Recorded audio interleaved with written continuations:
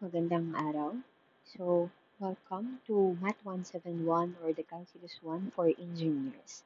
So, this is the first module for the Calculus 1 and this is the title of Introduction to Differential Calculus.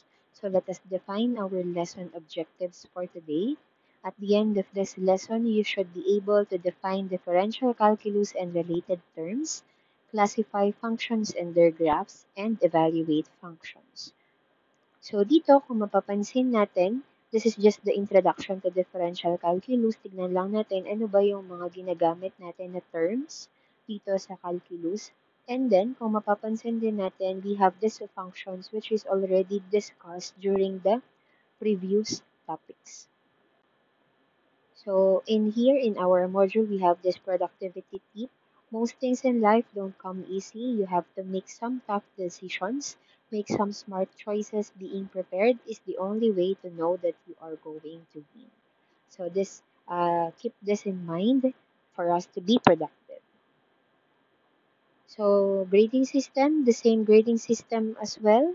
Dun lang din sa ating previous na grading system.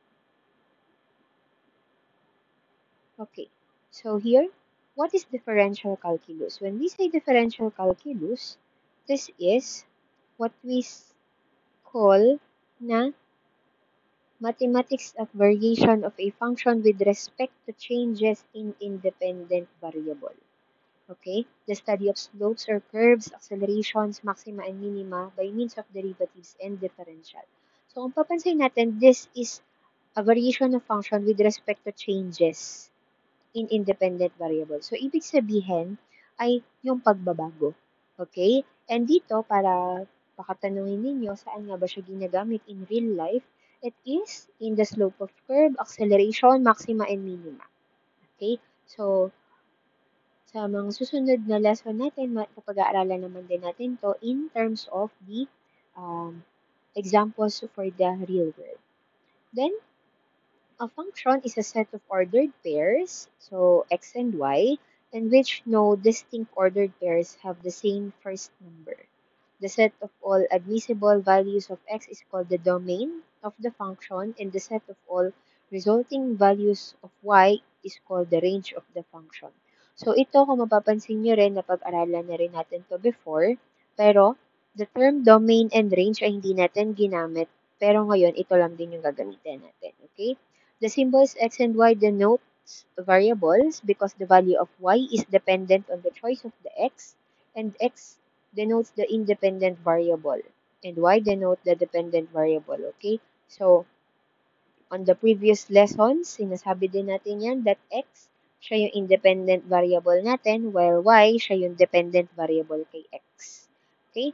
So, a function may be denoted as y is equal to f of x, o kaya pareho lang sila, which is read by y equals the function of x, or briefly as y equals f of x. The under symbols used frequently are y is equal to hx, y is equal to g of x, y is equal to theta x. Okay, so yan lang din naman yung iba natin ginagamit. So, if we are given a function of f of x, the value of the function when x is equal to a is denoted by f of a. So, ibig sabihin, kung ano lang yung ibibigay na value ni x, yun lang din yung nasa loob ng ating function. So, here are the graphs of 6 basic functions, okay? So, dito, we have this what we first call the identity or linear function, okay? So, ito, kapag ang function natin is just x, or kahit may number pa yan, basta ang kanyang degree is just 1, ibig sabihin, yung graph na magagawa niyan is just a linear. Okay? Either yaan ay naka-horizontal, naka-vertical, naka-horizontal, or naka-slant. Okay? As long as ang kanyang degree is 1, ibig sabihin, ang mapo-form nyo dito is that a linear graph. Okay, identity or linear function, yan ang itsura. Then, next naman natin here, kapag ang ating function has has degree of 2, okay? Ibig sabihin, dalawa yung values niyan, positive and negative. Ibig sabihin, ang mapo-form natin na graph dito is a parabola. Okay, a parabola, either opening upward, pwede din naman opening downward, o kaya opening to the right and then opening to the left. As long as 2 yung kanyang degree, ibig sabihin parabola. Next naman natin is cubic function. So, for the cubic function naman, kapag ang degree natin dyan ay 3, ibig sabihin, ang mapo-form natin is instead of a parabola, ay, di ba yung parabola natin ay pa ganito. Ngayon, ang mapo-form natin is magbabago siya, magpapalit siya, or like parang example, nag-flip yung isang side. Okay? So, kung ito ay isang parabola, instead na mag-i-smile siya, pupunta naman siya sa kabilang side niya. Ayan. So, para tayo nagkaroon ng wave. So, that is our cubic function or with the degree of 3. Then, if we have a radical or square root function, o kaya, ito naman, kung ang function natin has a radical or square root, kung mas natatandaan niyo siya sa square root, then, our graph should look like this. Para siyang kalahati ng parabola. Okay? So, ayan. Ganyan lang siya. Mag-curve lang siya. Okay? So, yan yung itsura natin. And then, next naman natin is that, kung halimbawa ang ating function has an absolute value, or yung pag may nakita kayong ganyan, yung dalawang line sa magkabilang side ng isang function natin, that is what we call the absolute value, meaning, kapag positive siya, magiging positive. Kung negative din siya, magiging positive. Okay? So, that's why, ang mangyayari sa kanya, instead of being a parabola, ang mangyayari sa kanya is letter V. Okay? So, ayan siya. Okay? So, yan yung kalalabasan niya. And then, last one is that, kung ang ating function is a rational function, or may x tayo sa denominator, therefore, ang magagawa natin is ay a hyperbola. Okay? So, hyperbola siya, ibig sabihin may curve ka dito sa isang side, then meron pa siyang another curve. Okay? Or kung mapapansin natin din dyan, yan ay papunta siya sa zero, pero it's not meeting the zero. Ganun. Okay? So, halimbawa, yan, kapag gumawa ka, palapit siya ng palapit sa x or y axis, pero hindi siya mag-meet kay x and y axis. Okay? Because x should not be equal to 0. Kaya hindi siya mag-meet kay x and y axis. Okay? So here, let us classify the functions. All functions are classified as either algebraic or transcendental. A function is algebraic if the operations involve the functions or combination of 6 fundamental algebraic operations, namely addition, subtraction, multiplication, division, evolution, and involution. Okay? So, ibig sabihin, when we say algebraic, ibig sabihin, ito yung mostly nang ginagamit natin. Okay? Like, 1, 2, 3, 4, 5, 6, 7, 8, and so on. Meron tayong plus, minus, divide, multiply, and then meron din tayong mga letters. Okay? So, that is what we call the algebraic. And while we say transcendental, okay, ito na yung pumapasok yung trigonometric functions natin. Okay? So, the common trigonometric functions is the sine, cosine, tangent, and then yung inverse functions nila. Yung mga kasama pa nila is the cosecant, secant, and cotangent, while the inverse trigonometric functions are the arcsine, arccosine, arctangent, arccotangent, arcsecant, and arccosecant. Okay? And kasama rin dito sa transcendental natin is the exponential and logarithmic functions. Okay? So, now, next naman natin is how to evaluate a function. Actually, we already learned about this, but then let us have an example for this. So, example number 1, if f of x is equal to 3x squared minus 5. Okay? So, we have 3x squared minus 5. Okay, so we have A, B, C, and D here. Try lang natin dito um, doon na tayo agad kay B. Okay, f of negative 3. Okay, so function of negative 3, ibig sabihin, substitute lang natin yung value ni negative 3 sa lahat ng x. So therefore, we will be having 3. Then we have x here.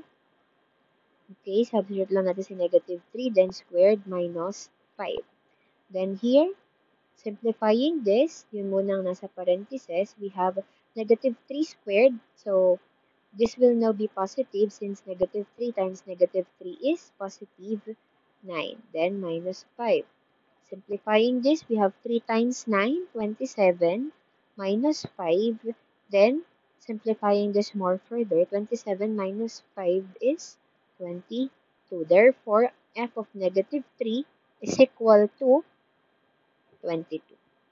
Okay, and also let us try yung ating letter D. This one. We have f of 4h minus 1. Then, kopyahin natin yung given. We have 3x squared minus 5. Again, ang gagawin lang natin is to distribute or substitute. Okay, substitute lang natin yung value ng x natin, which is 4h minus 1. We have 3. Then, yung x natin is papalitan daw natin ng 4h minus 1. Then, don't forget, naka-square siya. Minus 5. Then, this one, 3. Okay? Using yung ating napag-aralan before na square. Okay? So, perfect square yan. So, therefore, ang gagawin lang natin is, diba?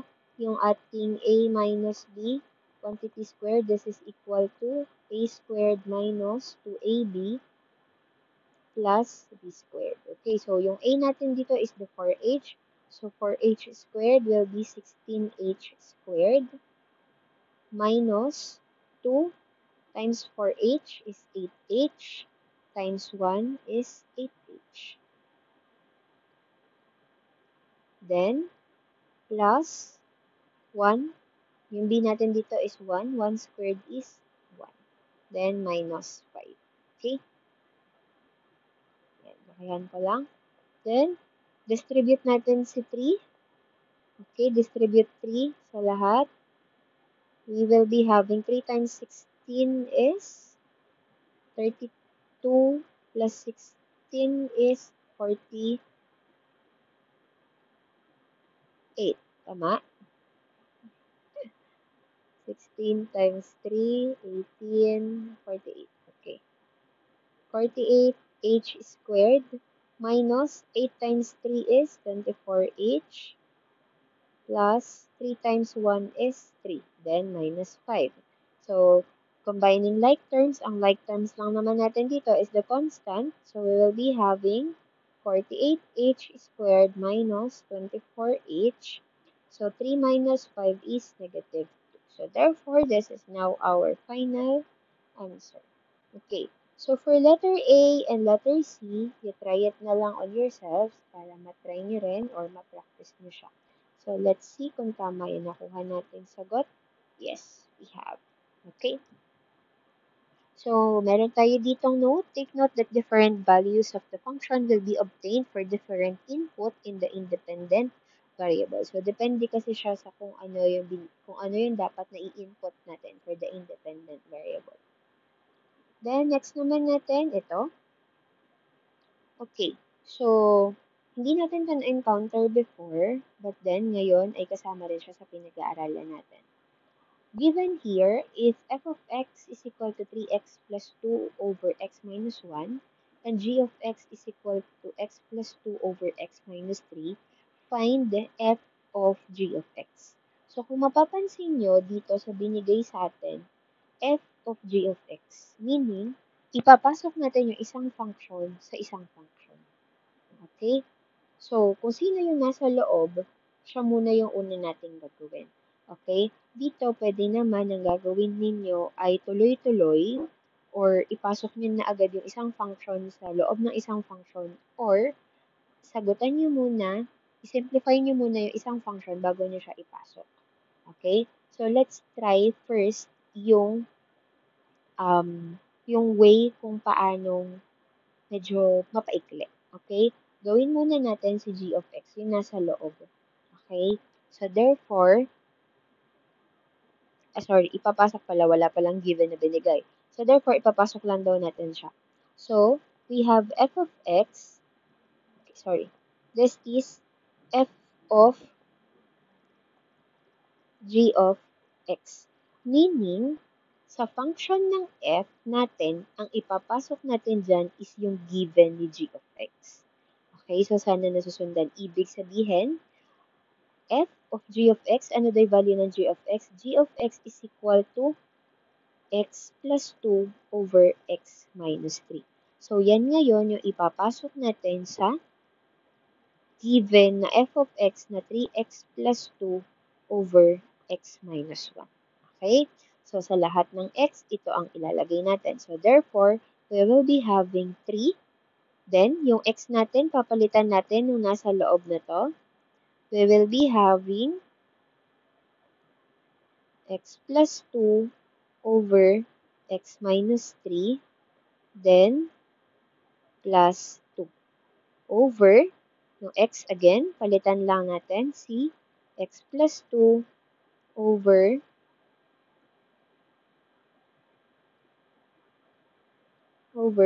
x minus 3, then minus 1. Okay?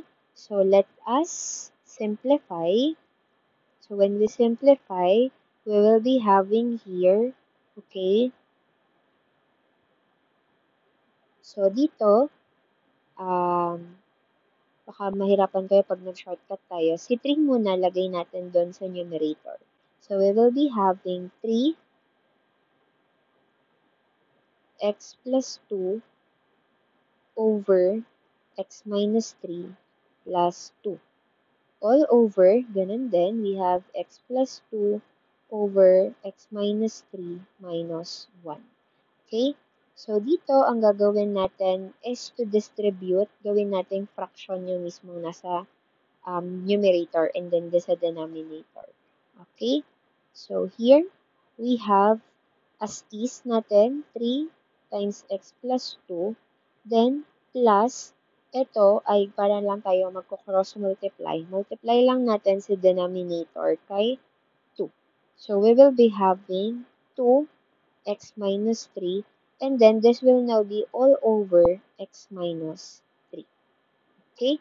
Then, katulad lang din sa ibaba, magkakaroon tayo ng x plus 2, then minus, okay?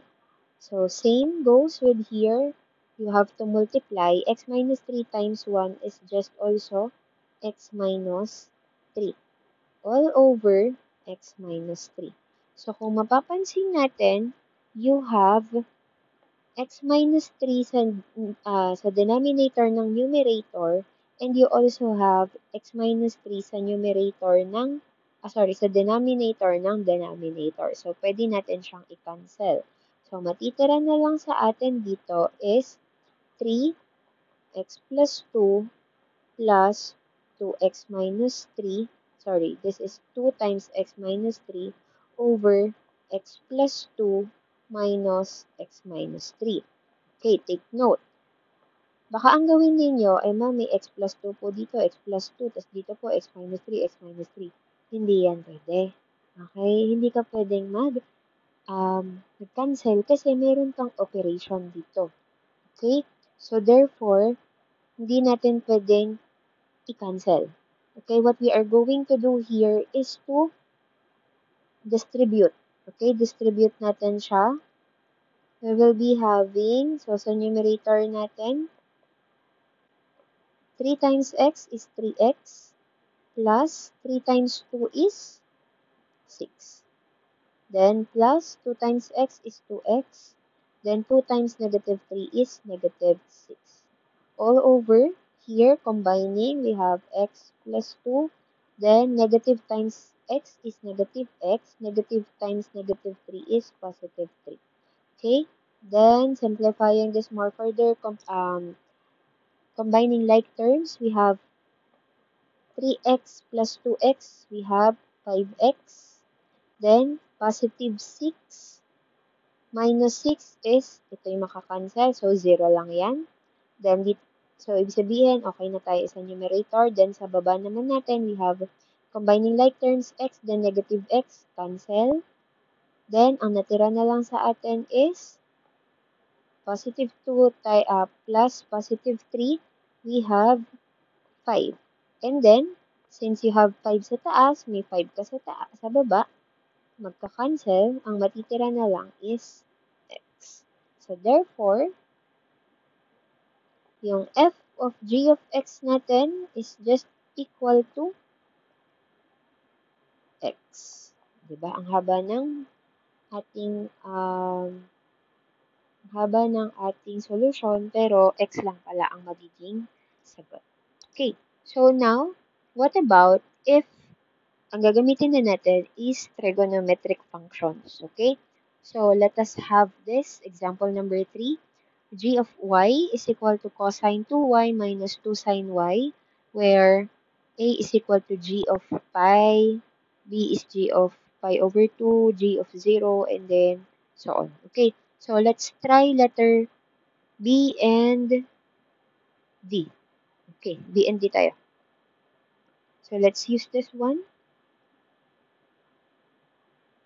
Okay, we have g of y is equal to cosine 2y minus 2 sine y. Okay, therefore, let's use g pi over 2. Okay, so substitute lang. We have 2. Ang y natin is pi over 2. Then minus 2 sine pi over 2. Okay, so here, nangyayari lang sa atin is to divide. Sorry, this one, may 2 ka dito, may 2 din siya sa baba. Therefore, you have cosine pi is equal, cosine pi minus 2 sine pi over 2. Okay, ayan, dito, meron tayong unit circle, tama? And meron ka ditong, pwede kayong gumamit ng calculator. So, before, bawal talagang mag-calcu. Okay, so cosine pi is equal to, this is negative 1. Okay, so, sa isang unit circle kasi natin, di ba yan yun? Ang unit circle natin is a half circle is considered as pi. Okay? And then, kapag yan, binuo natin, this is 2 pi. Okay? So, ibig sabihin, isang revolution is equivalent to 2 pi. So, kung andito si pi, ang coordinates niyan is negative 1, 0. Okay.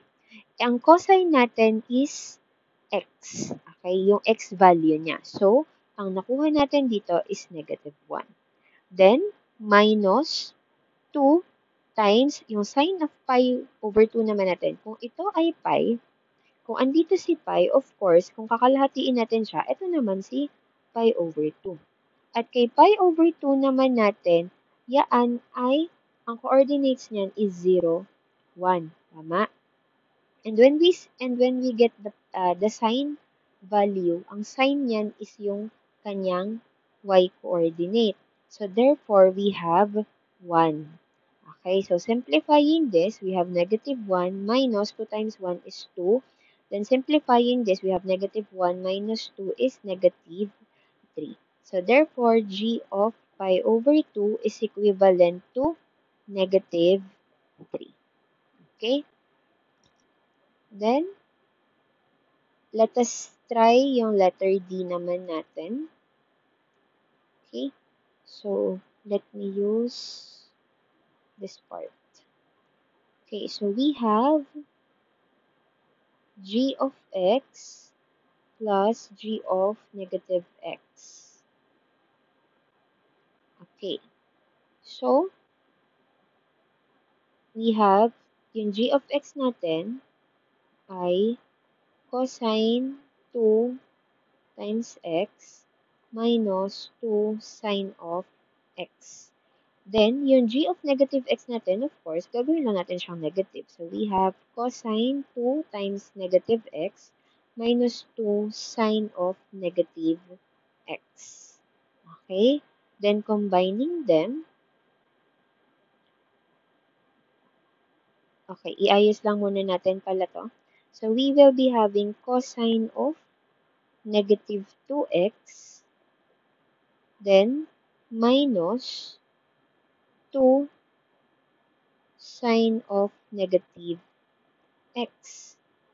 Okay, so here, cosine of negative 2x will be considered as positive.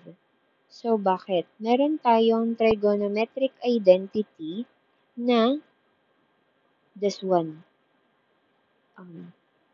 Cosine of negative x is equal to cosine x. Okay? So, meron yan na mga before na napag-aralan nyo, even nung high school, na cosine of negative x is equal to cosine x. So, therefore, this one, we will be having positive cosine 2x.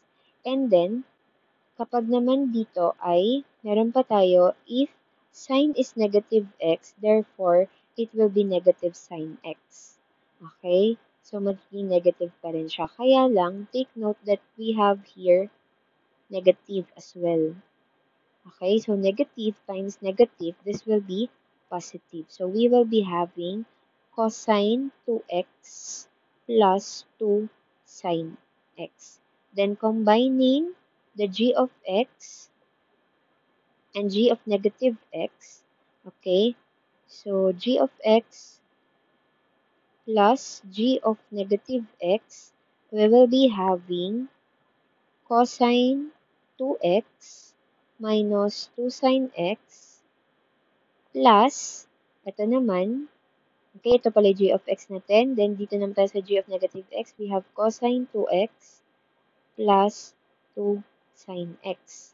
Then, kung papansin natin, we have negative sine x, then positive 2 sine x. Therefore, pwede natin i-cancel. Ang natira na lang is parehong cosine 2x, cosine 2x. So, therefore, combining them, we will be having 2 cosine 2x. And that will be our final answer. Okay? So take note, when dealing with trigonometric functions with pi, change the mode of your calculators into radian modes, or convert radians into degrees by multiplying it by 180 over pi. Okay, so ito ang most common na nangyayari sa estudyante, kaya nagkakamali pagdating sa final answer. Kasi your calculators have its features of having the degree, radian, and grad. Okay, so, by default, ang makikita nyo sa calculator nyo is T dun sa mataas na part.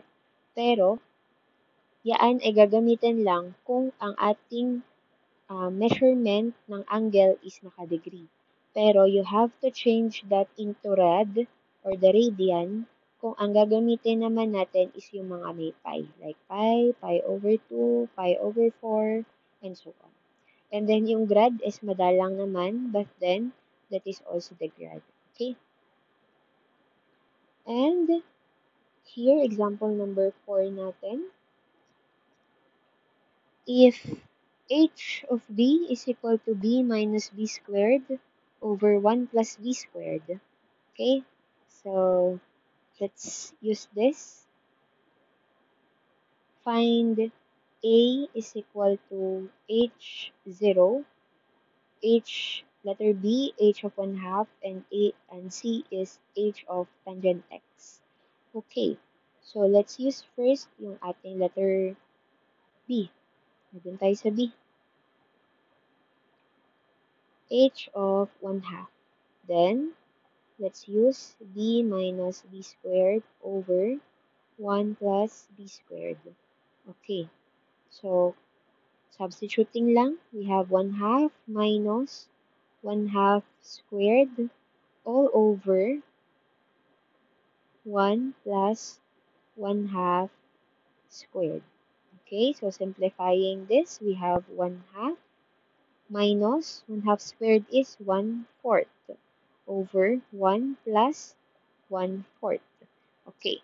But then again, hindi mo siya pwedeng i-cancel. No. Okay, meron kang operation sa pagitan nila.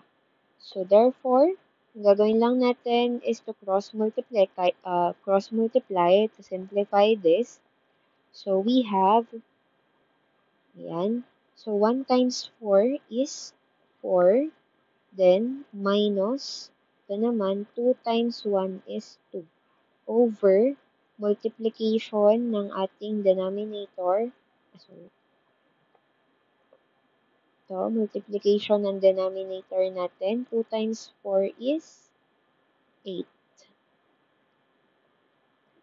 All over, same, ito naman yung 1 natin, gawin lang natin siyang fraction. So we have, again, cross multiplication, 1 times 4 is 4, then plus 1 times 1 is 1, over multiplication of denominator, 1 times 4 is 4. Okay, simplifying this, we will be having 4 minus 2 is 2 over 8, all over 4 plus 1 is 5 over 4. Then, this one, gawin na lang natin is to sulat natin siya into division. Para hindi tayo malito. So, 2 over 8 divided by 5 over 4.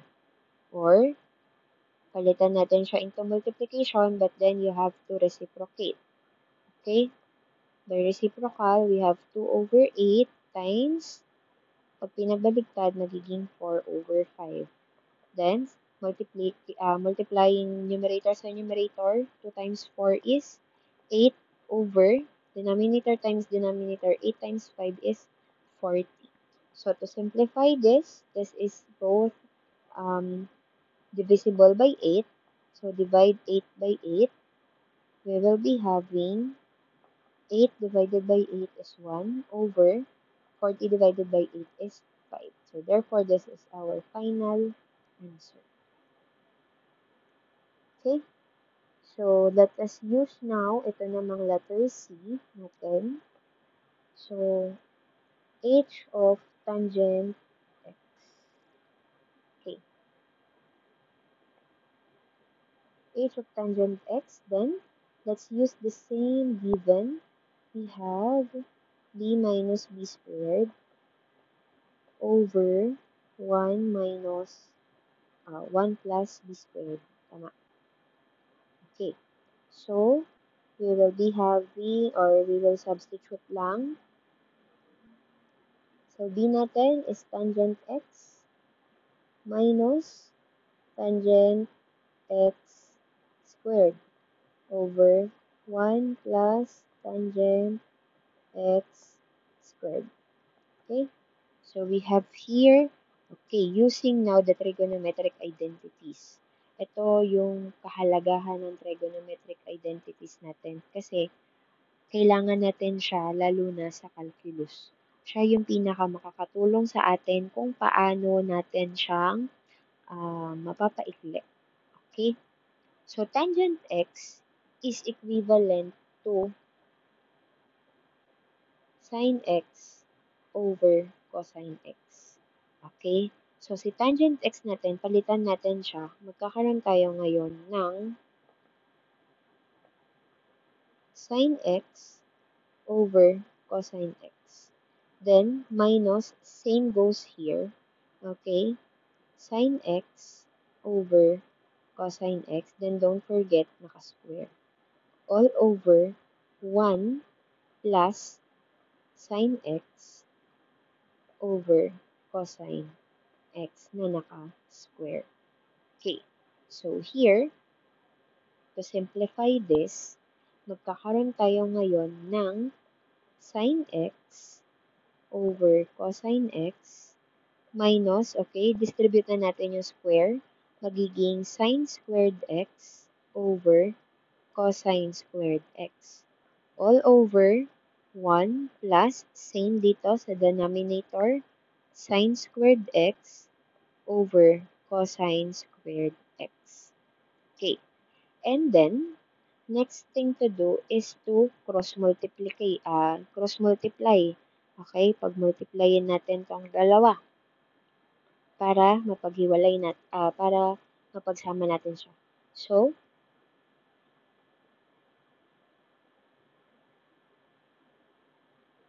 okay, so ang mangyayari sa atin dito is,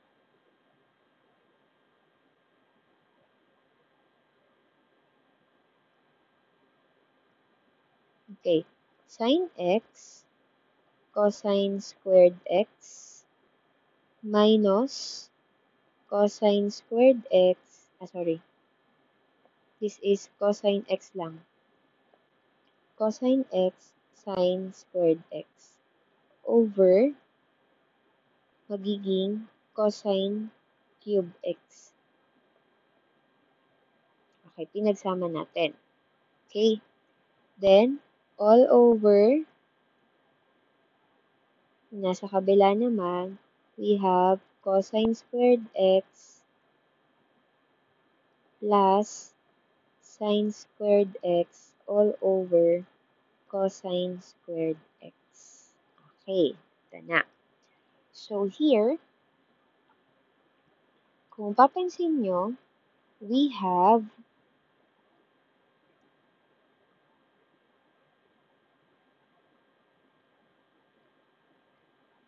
okay. So here, dito, is that meron kang cube at meron kang dalawa. Okay? So therefore, para hindi kayo malito, gawin ko tong, para may makancel tayo, gawin natin yung 2 and then multiplied by cosine x. Para makancel natin ito ngayon. Okay. So, ang natira na lang is sine x cosine squared x. Tapos, ihiwalay ko na. We have cosine x here, then minus cosine x sine squared x over cosine x. Para makita nyo rin kung paano siyang nagka-cancel. Over, ang natira na lang ito, we have cosine squared x plus sine squared x. Okay. So, dito, kung mapapansin ninyo, may cosine x ka sa baba, dalawa yung cosine x mo sa taas. And then dito, may cosine x ka sa taas, may cosine x ka rin sa baba, para na-cancel. Okay? Kasi nandito sa part na to, baka malito kayo. Ano kasi siya, shortcut. Okay? So, sulat natin yung mga natira. Ang natira na lang is sine x, cosine x, minus, ito na lang is sine squared x. All over, ito yung cosine squared x plus sine x natin, sine squared x. Okay, but take note that we have these trigonometric identities na sinasabi that cosine squared x plus sine squared x is equal to 1. Okay. Eh ito, yung nandito sa denominator natin is katulad nito. So therefore, pwede natin siyang isulat as 1 na lang. Okay? So this is just 1 na lang pala. So magkakaroon na lang tayo, kung 1 yan, ang matitira na lang sa atin is the numerator. Okay, so dito ko na siya isusulat. Ang natira na lang sa atin is sine x cosine x minus sine squared x. So, meron ba silang common factor? Yes, they have common factor which is sine x. Okay? So, therefore, pwede natin siyang isulat as sine x, labas natin, then multiplied by cosine x, at yung natirang isa dito, which is sine plus sine x. So, this is now your final, this is not plus, but minus. Okay. So, this is now our final answer. And kung mapapansin ninyo, this is also the same with the given answer in the module. Okay? So, here, so, actually, same goes lang din naman dyan yun. Masyado na rin mahaba yung video natin. So, for your activity, kindly answer ito. Check for understanding, perform the indicated operations in each exercise, simplify the results. So, activity number 5, check for understanding, both 1 and 2, in a short one paper to be passed next meeting.